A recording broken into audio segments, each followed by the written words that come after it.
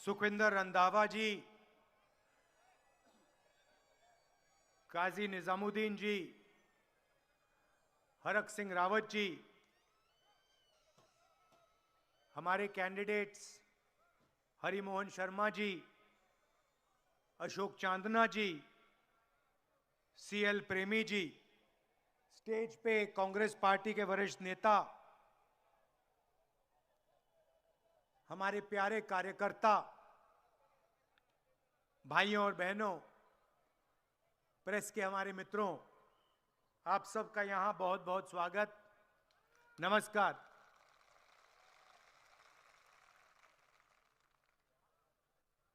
अभी चांदना जी ने नारा लगवाया, भारत माता की जय।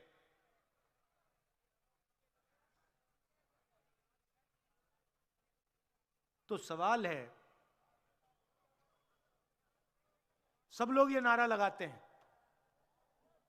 बहुत सुनने को मिलता है भारत माता की जय, मगर ये भारत माता है कौन?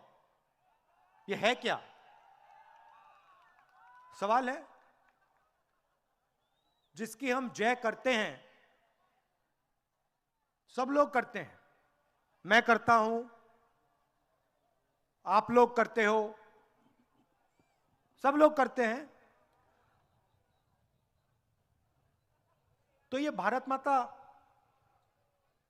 ये है कौन? देखिए, ये भारत माता, ये धरती है, हां ना? हैगी? ये भारत माता इस देश के लोग हैं? हैं? आप सबके भाई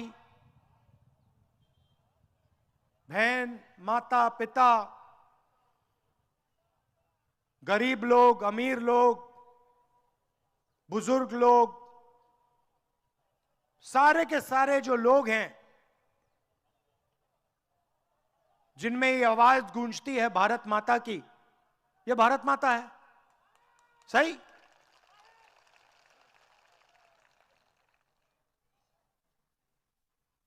तो मैंने सिर्फ एक सवाल पूछा है। पार्लियामेंट हाउस में मैंने भाषण दिया और मैंने कहा कि देखिए, मैं जानना चाहता हूं, हम ये नारा रोज लगाते हैं, मैं जानना चाहता हूं ये भारत माता कौन है? कौन है ये भारत माता? मतलब ये लोग कौन है? कितनी आबादी किसकी है? आदिवासी कितने? दलित कितने? पिछड़े लोग कितने? गरीब कितने? अमीर कितने? अगर हम नारा लगाते हैं भारत माता की जय, और अगर हम भारत माता के लिए लड़ते हैं, खून देने के लिए तैयार हैं, तो ये भारत माता है कौन? ये तो पता लगाना ही पड़ेगा। सही? अगर हमें मालूम ही नहीं इस देश में पिछड़े कितने, दलित कितने, गरीब कितने, तो भारत माता की जय का मतलब क्या है? तो मैंने ये पार्लियामेंट में बोला, कहा कि इस देश को अब क्रांतिकारी काम करना पड़ेगा। इस देश को जाति जनगणना करवानी पड़ेगी। क्यों? मैं आपको बताता हूं। देश में कम से कम, मैं अंदाज लगा के कह रहा हूं क्योंकि इसका सच्चा जवाब किसी को नहीं मालूम, देश में कम से कम 50% पिछड़े लोगों की आबादी है। उनको आप पिछड़ों कह दो, उनको आप ओबीसी कह दो, उनको आप देश की रीढ़ की हड्डी कह दो, उनको आप मजदूर कह दो, किसान कह दो, देश को रोजगार दिलाने वाले लोग कह दो, जो भी आप कहना चाहते कह दो, मगर कम से कम उनकी आबादी 50% है।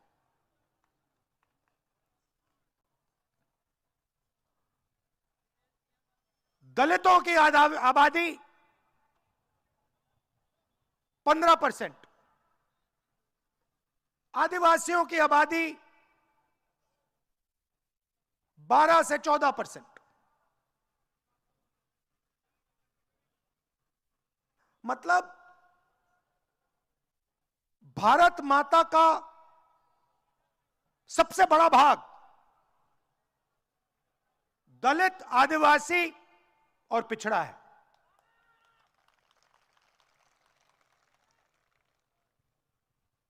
अब देश में सब लोग भारत माता की जय नारा लगाते हैं, मगर देश को चलाने में भागीदारी ना पिछड़ों की है, ना दलितों की है, ना आदिवासियों की है। ये सच्चाई है। उदाहरण देता हूं आपको। देश को एमएलए नहीं चलाते, एमपी नहीं चलाते, ये आप सब जानते हो। आप किसी भी बच्चे से पूछो, भाई क्या करना चाहते हो बड़े होके? मैं भारत जोड़ो यात्रा में चला, 4000 किलोमीटर चला, हजारों बच्चों से मैंने यह सवाल पूछा, बेटा क्या करना चाहते हो? सारे के सारे कहते हैं हम तो भैया आईएएस में जाना चाहते हैं। सही गलत? सही है ना? मतलब देश का 10 साल का बच्चा जानता है कि देश को सरकार के अफसर चलाते हैं, देश को आईएएस के लोग चलाते हैं। एमएलए चुनाव जीतता है, चुनाव हारता है, एमपी चुनाव जीतता है, चुनाव हारता है, अफसर कभी बदलना नहीं चाहता। एक बार वो आईएएस में घुस जाता है, पूरी जिंदगी वहां पे काम करता है। ताली बजा रहे हैं, बात समझ गए? अब देखिए, तो मैंने सवाल पूछा पार्लियामेंट हाउस में, नरेंद्र मोदी उस साइड, मैं इस साइड, मैंने सवाल पूछा, नरेंद्र मोदी जी एक बात बताइए, अगर आप कहते हो भारत माता की जय का नारा लगाते हो और आप हर भाषण में कहते हो मैं ओबीसी, मैं ओबीसी, मैं ओबीसी, तो मुझे एक बात बता दो, ये जो 90 अफसर हिंदुस्तान को चलाते हैं, जिसको हम secretary to government of India कहते हैं, कैबिनेट सेक्रेटरी कहते हैं, इनमें से ओबीसी कितने? इसमें से दलित कितने? इसमें से आदिवासी कितने? आप भागीदारी की बात करते हो, ठीक है, आज पार्लियामेंट हाउस में मुझे बता दो, देश को जो चलाते हैं उसमें से ओबीसी कितने, दलित कितने, आदिवासी कितने? नरेंद्र मोदी एक शब्द नहीं बोले, चुप हो गए। नहीं, सुनिए, क्योंकि आपको यह बात गहराई से समझनी होगी। नरेंद्र मोदी चुप हो गए और फिर अगले भाषण में नरेंद्र मोदी की जो सच्ची सोच है वो निकल आई। अगले भाषण में नरेंद्र मोदी कहते हैं, मित्रों, देश में कोई जात नहीं है, देश में सिर्फ एक जात है, वो है गरीब। बात समझिए, जब ओबीसी को भागीदारी देने की बात आई, जब दलितों को भागीदारी देने की बात आई, जब आदिवासियों को भागीदारी देने की बात आई, तो नरेंद्र मोदी कहते हैं भैया इस देश में ना ओबीसी, ना दलित, ना आदिवासी। जब चुनाव जीतने की बात आई, नरेंद्र मोदी जी कहते हैं मैं तो ओबीसी हूं भाइयों बहनों, मैं तो हूं ओबीसी। अरे या आप ओबीसी हैं या फिर इस देश में एक जात है, आप बता दो। भाइयों और बहनों, आप चौंक जाओगे। हिंदुस्तान का हर ओबीसी युवा चौंक जाएगा। 90 अफसरों में से 3 अफसर ओबीसी, 90 में से 3। आबादी 50%, मतलब कम से कम 45 होने चाहिए, हैं 3। जनसंख्या के मुताबिक ओबीसी के 45 होने चाहिए, हैं 3। और बात सुनिए, कौन से 3? छोटी छोटी मिनिस्ट्री के 3, कोने में पीछे बैठे हुए हैं। अगर ये 90 अफसर जो हिंदुस्तान के बजट को बांटते हैं, मतलब शिक्षा में कितना पैसा जाएगा 90 अफसर, स्वास्थ्य में कितना जाएगा 90 अफसर, यहां पे कनाल बनेगी 90 अफसर, नहीं बनेगी 90 अफसर, सेना को कितना मिलेगा 90 अफसर, शिक्षा में कितना, स्वास्थ्य में कितना 90 अफसर। अगर ये 90 लोग बजट को कंट्रोल करते हैं तो 3 लोगों को बजट पर कितनी भागीदारी है? सुनिए, अगर हिंदुस्तान की सरकार 100 रुपए खर्च करती है तो ओबीसी अफसर 5 रुपए का निर्णय लेते हैं। मतलब अगर हिंदुस्तान की सरकार 100 रुपए खर्च करती है तो ओबीसी अफसर जो 50% आबादी है, जिनकी 50% आबादी है, वो 5 रुपए का निर्णय लेते हैं। यह सच्चाई है भाइयों और बहनों। चलिए, यहां आदिवासी हैं तो मैं आपसे पूछता हूं, 90 में से आदिवासी कितने? 90 अफसरों में से आदिवासी अफसर कितने? कोई बता सकता है? बताइए बताइए। 1। 90 में से 1 आदिवासी, 3 पिछड़े जात के और 3 दलित। अगर ओबीसी अफसर 5 रुपए का निर्णय लेते हैं तो दलित अफसर 1 रुपये का निर्णय लेता है, और आदिवासी कुछ पैसों का निर्णय लेता है। दलितों की, आदिवासियों की, पिछड़ों की हिंदुस्तान में कोई भागीदारी नहीं है। अब चलिए राजनीति पे चलते हैं। सवाल पूछता हूं, नरेंद्र मोदी ने 14 लाख करोड़ रुपया हिंदुस्तान के सबसे बड़े अरबपतियों का कर्जा माफ किया है।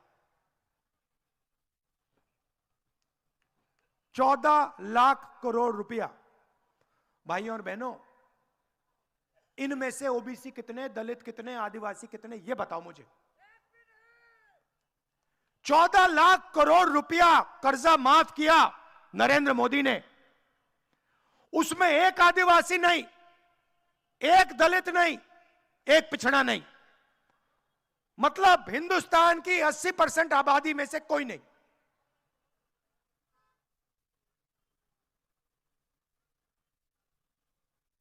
14 लाख करोड़ रुपए का तोहफा दिया अपने मित्रों को, और आप लोग देखते रह गए।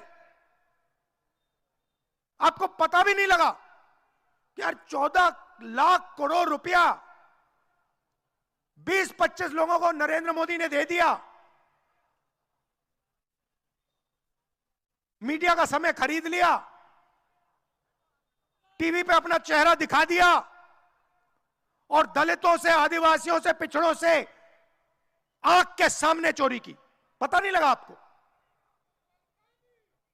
सुनिए,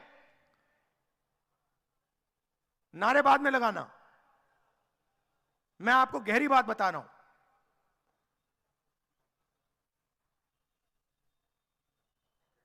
जीएसटी लागू की, कर्जा माफ किया ना 14 लाख करोड़ का, तो पैसा कहां से आया? आसमान से तो नहीं टपका। मतलब जैसे बारिश गिरती है वैसे पैसा तो नहीं गिरता ना? कभी आपने देखा है? नहीं ना? तो कहीं से तो आया होगा, आपकी जेब में से आया। आप पेट्रोल पंप में जाते हो, ट्रैक्टर में पेट्रोल भरते हो, जीएसटी का पैसा निकलता है। आप ढाबे में खाना खाते हो, जीएसटी का पैसा निकलता है। आप शर्ट पहनते हो, जीएसटी का पैसा निकलता है। पतलून खरीदते हो, जीएसटी का पैसा निकलता है। अच्छा, एक बात बताओ, मान लो एक ऐसा दिन आया जहां पेट्रोल पंप में गए और आपके सामने अदानी जी पेट्रोल भर रहा है। ऐसा दिन कभी आएगा नहीं, और मान लो आ गया। आपने 5 लीटर पेट्रोल खरीदा और अदानी ने 5 लीटर पेट्रोल खरीदा, जीएसटी उसका ज्यादा या आपका?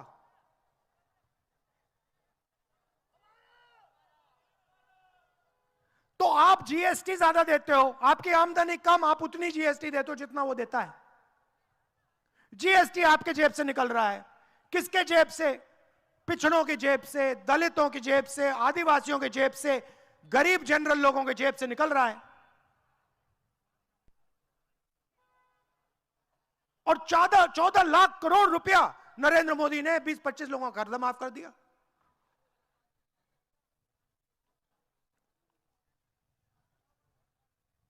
राजस्थान की सरकार के पास जीएसटी का पैसा आता है। हमने यहां पे स्वास्थ्य योजना शुरू कर दी, मुफ्त में सबको इलाज हो रहा है। मुफ्त में सबका इलाज हो रहा है। दिल का दौरा पड़ता है, चलो चलो राजस्थान के किसी भी अस्पताल में जाओ, फ्री में इलाज कराओ। पैर टूटता है, चलो चलो भैया प्लास्टर लगाओ, फ्री में करो। एक्सीडेंट सड़क पे होता है, भाई चलो इमरजेंसी में ले जाओ, फ्री में है राजस्थान में।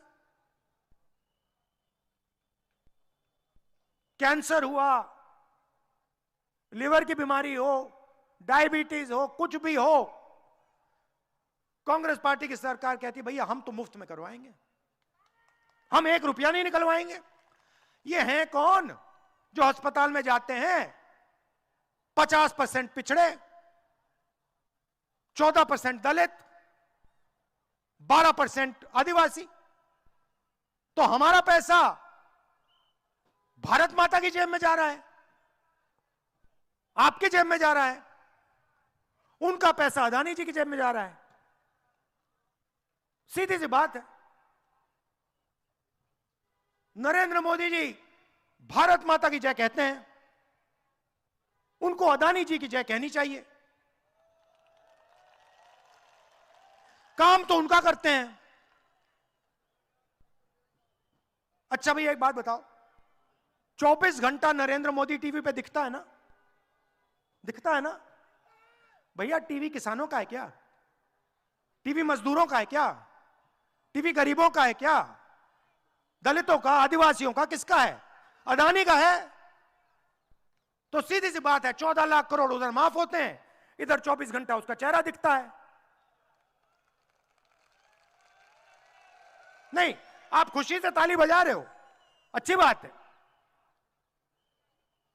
खुशी से ताली बजा रहे हो, अच्छी बात है, मगर नुकसान तो आपका हो रहा है ना। 14 लाख करोड़ आपका ही तो पैसा गया, जीएसटी में आपका ही तो पैसा गया, आपकी तो कैनाल नहीं बनी ना।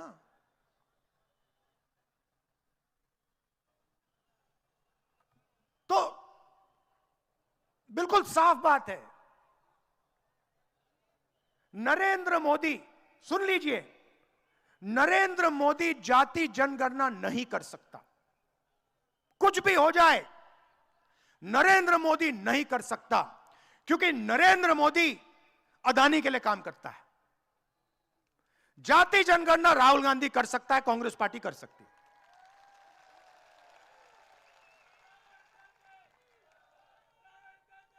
और मैं आपको बता रहा हूं, जिस दिन जाति जनगणना हो गया, जिस दिन इस देश के पिछड़ों को बात समझ आ गई कि भाई हम हैं 50% और भागीदारी 5% की मिल रही है, जिस दिन आदिवासी को बात समझ आ गई हम हैं 12%, हमारा एक आदमी बैठा है, जिस दिन दलितों को बात समझ आ गई भाई हम हैं 15%, हमारे 3 बंदे बैठे हैं, उस दिन ये देश बदल जाएगा। और अब देश को बदलने का समय आ गया है। 2 हिंदुस्तान बन गए, एक अरबपतियों का हिंदुस्तान, 14 लाख करोड़ रुपए माफ हो गए,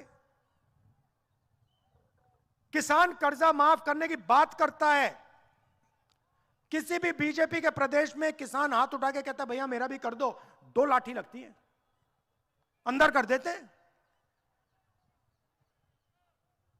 सारे के सारे बैंक का फायदा 10-15 लोगों को, यहां पे छोटा दुकानदार बैंक लोन मांगता है, कहते निकल यहां से, तू कौन है।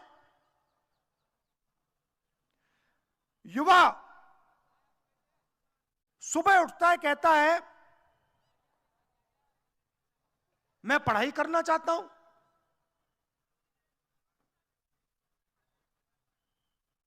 स्कूल जाता है, पता लगता है प्राइवेट स्कूल है, कॉलेज में जाता है, लाखों रुपए उठा ले जाते हैं। मुझे एक कुली मिला, रेलवे स्टेशन में कुली मिला एक मुझे, मैंने उससे कहा कैसे हो, कहता है राहुल जी कंधे पे सूटकेस उठाता हूं, मेरे सारे के सारे सपने नरेंद्र मोदी ने तोड़ दिए। मैंने कहा कैसे, कहता है राहुल जी मैंने इंजीनियर बनने का सपना देखा था, पापा से पैसे लिए मैंने, पापा मजदूरी करते हैं, पापा को तंग किया मैंने, 10 साल तंग किया, पापा मुझे पैसे चाहिए इंजीनियर बनना है, पापा मुझे पैसे चाहिए इंजीनियर बनना है। पापा के घुटने गायब हो गए, चल नहीं सकते। प्राइवेट कॉलेज में मैं गया, पढ़ाई की, अच्छे नंबर आए, सिविल इंजीनियर की मैंने डिग्री ली, आज मैं कुली का काम कर रहा हूं। ये एक नहीं है, ऐसे करोड़ों युवाएं देश में जिनको हर रोज ठगा जा रहा है। कौन है, पिछड़े हैं, दलित हैं, आदिवासी हैं, गरीब जनरल कास्ट के लोग हैं। हिंदुस्तान के बड़े उद्योगपतियों में से मुझे आप एक ओबीसी दिखा दो, भाषण बंद कर दूंगा। एक दलित दिखा दो, एक आदिवासी दिखा दो, भाषण बंद कर दूंगा। आंख के सामने चोरी हो रही है 24 घंटा। इसलिए हम एक हिंदुस्तान बनाना चाहते हैं।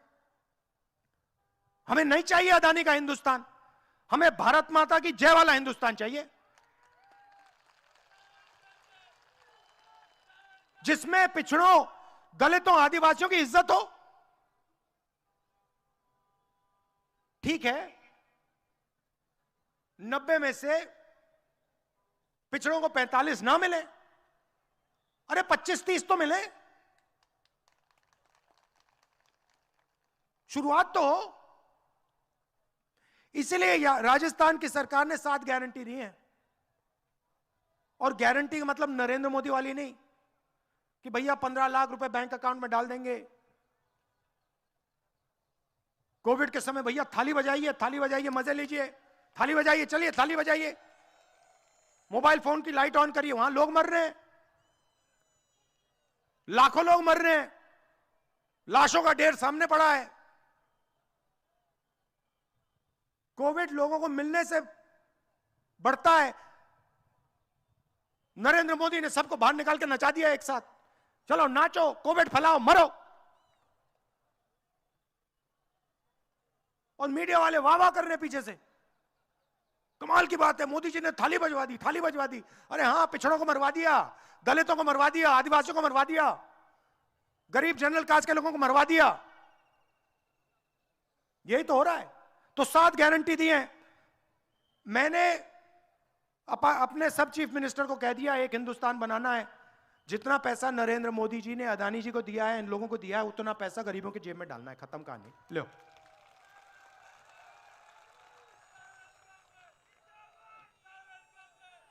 राजस्थान के हर घर में, गरीब घर में एक महिला को,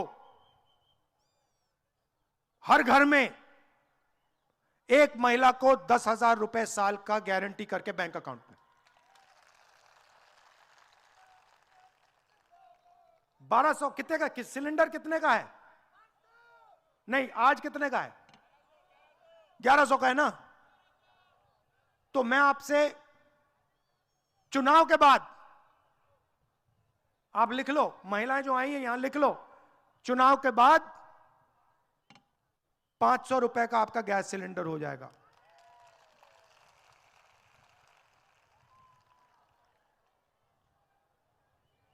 अच्छा, बीजेपी के लोग कहते हैं भारत माता की जय, कहते हैं पहले, फिर कहते हैं भारत माता की जय, मगर हिंदुस्तान के गरीब लोग, पिछड़े लोग, दलित लोग, आदिवासी लोग, गरीब जनरल कास्ट के लोग अंग्रेजी मत सीखना, हिंदी सीखना। अंग्रेजी किसी को नहीं सीखनी चाहिए, हिंदी सीखनी चाहिए। उनके बेटों से पूछो, अमित शाह के बेटे से, अमित शाह से पूछो, बेटा आपका बेटा कहां पढ़ा, हिंदी मीडियम इंग्लिश मीडियम? कहेगा इंग्लिश मीडियम में पढ़ा।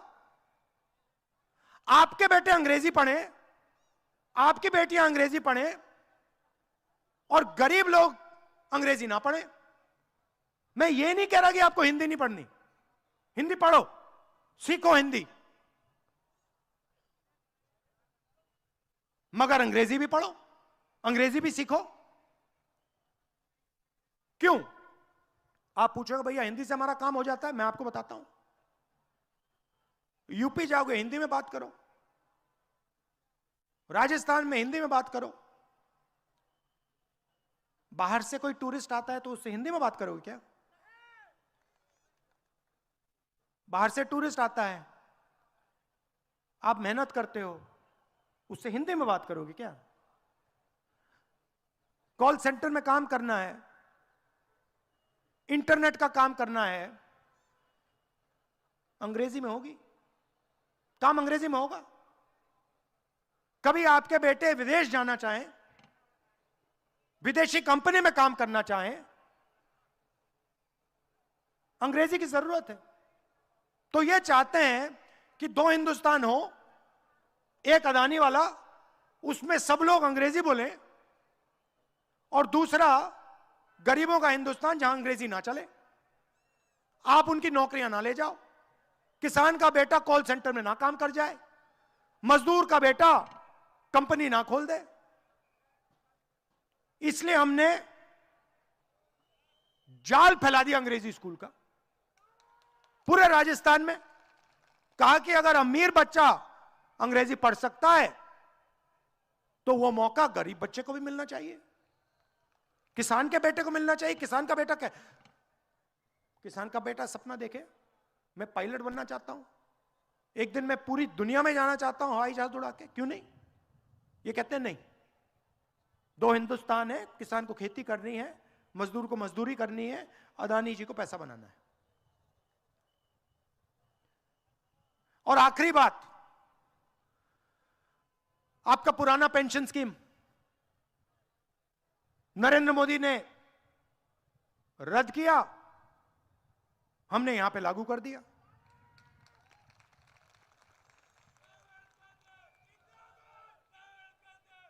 तो बात यह है, मेरा कहना है, अगर मैं भारत माता की जय का नारा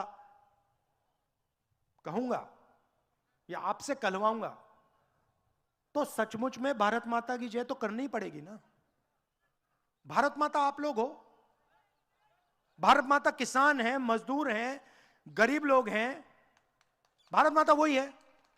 तो नरेंद्र मोदी जी आते हैं, कहते भारत माता की जय, और दूसरी तरफ अदानी का काम कर रहे हैं 24 घंटा। तो अगली बार आएंगे उनसे आप कहिए, नरेंद्र मोदी जी जाति जनगणना करा दीजिए।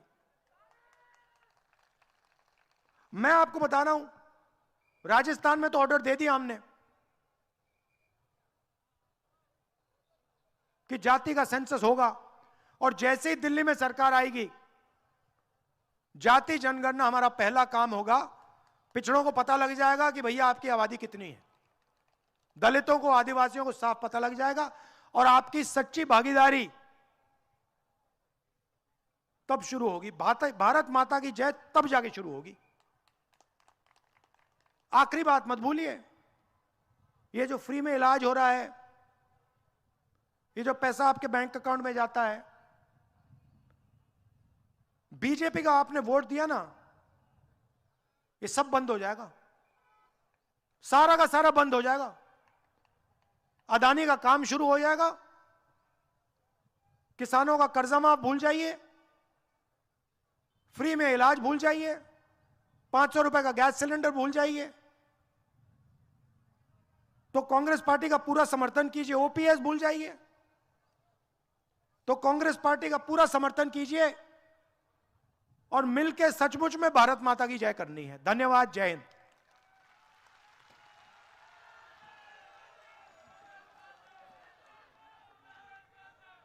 अब मैं हमारे बूंदी से विधानसभा प्रत्याशी जी हरिमोहन जी शर्मा से निवेदन कर रहा हूं कि वो धन्यवाद ज्ञापित करें। आदरणीय हरिमोहन जी।